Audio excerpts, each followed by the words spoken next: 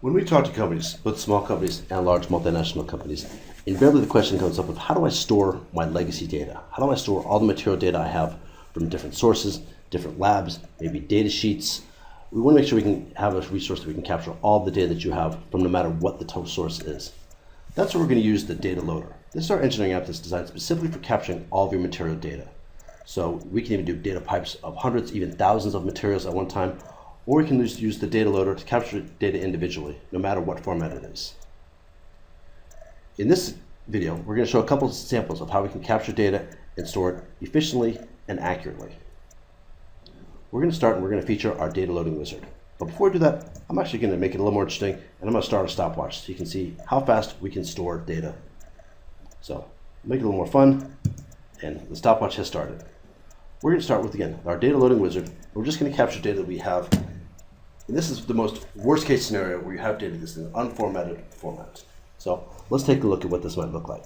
So for our purpose today, we're going to do it as a demo. And I'm going to actually do some curve data. I'm going to do an engineering stress strain curve. So we'll classify that under our tensile properties, and we'll get started that way. Right now, we're going to take all of our legacy information we have on this material and populate it into what will become our data certificate.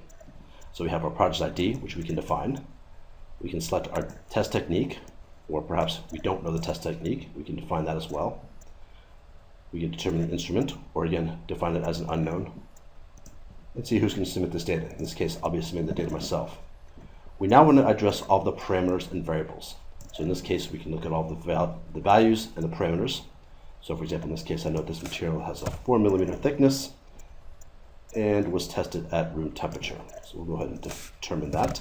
We can certainly make any of these variables, so we can add multiple test results for each of those parameters. So as I promised, we're going to do some engineering stress strain curves, and we'll also do some simple, we'll put in test moduluses there as well. And now we're ready to add our data. So we simply go to the data, we add a whiteboard, and now we can start to add the data. In this case, I'm going to take a notepad file, which is probably my least favorite file. We're going to use a Dirathan A30.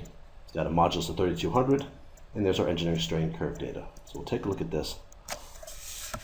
I always like to make sure I know my units. I've got percentage in megapascals.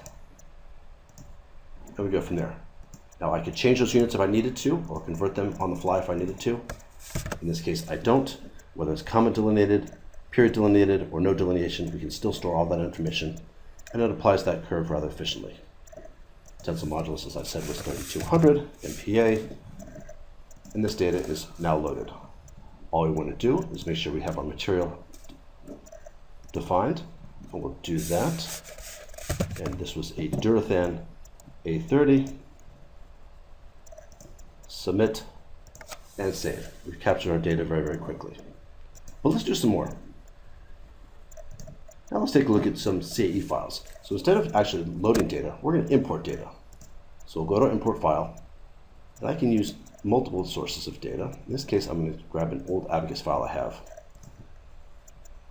And we'll go here, we'll grab an INP file, load that file, and in a matter of seconds, I can see this data, make sure it has everything I want. In this case, we just loaded 8 engineering stress strain curves. We have 8 true tensile stress strain curves. We have post-loss ratio, and we have our tensile modulus. That wasn't too bad, was it? Let's make sure we define our material. I'm going to edit this a little bit so we can put this in there as an APEC 1745. This is a polycarbonate. We'll make sure we define it as such. And this is produced by our friends at Bayer. But we could add more information if we wanted to. But for right now, I'm just going to stick with what we've got there. And that's saved as well. So let's go do another one. In this case, we're going to do some Roundtree data. Now, I'm going to pick on a file that would otherwise look like this. This is what our equipment file picked up.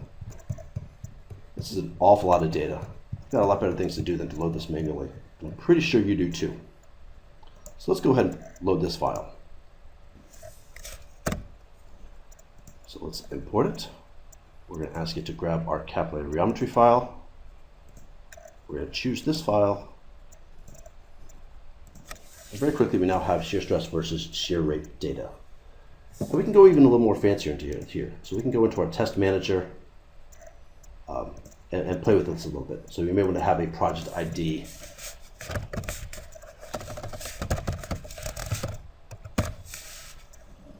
We may have a test method where we can determine what method we used for this testing. This is a good idea. You want to make sure you have this information. And as you go through here, we have everything set, everything saved. Oh, we didn't put it on material, so let's go back and do that. So in this case, we know that we are dealing with a TPU.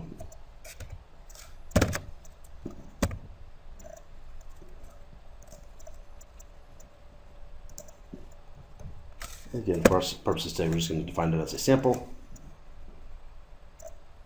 submit, and save. So now, our database that was pretty empty, was completely empty a few minutes ago, now has 3 sets of data in here. There was the data we loaded manually. This is the Apex 1745. This came from our INP file. And then here's the capillary viscosity data that we just captured with the Roundtree file. And how long did that take us? Well, right now, just a little bit over 5 minutes. That's not bad. This is just 3 examples of how the data loading wizard can work for you and how we can capture more data in more sources from different ways to make sure that we capture every bit of your simple and complex data with Materiality. I hope this is helpful. I hope you have more questions, and feel free to give us a call at 607-257-1784. Thanks for watching, and have a great day.